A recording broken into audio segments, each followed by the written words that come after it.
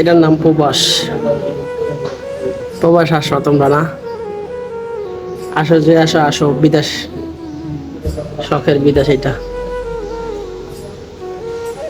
এক ফোঁটা ঘাম, এরকম দিনে কত ফোঁটা ঘাম পড়ে। হ্যাঁ রে প্রবাস, এই প্রবাসীদের দুঃখ দেখছেন তো,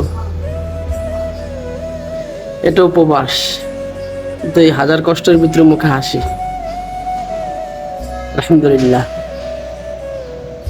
আল্লাহ যা করে ভালোর জন্য। দোয়া করবেন আমাদের জন্য। অনেক গরম।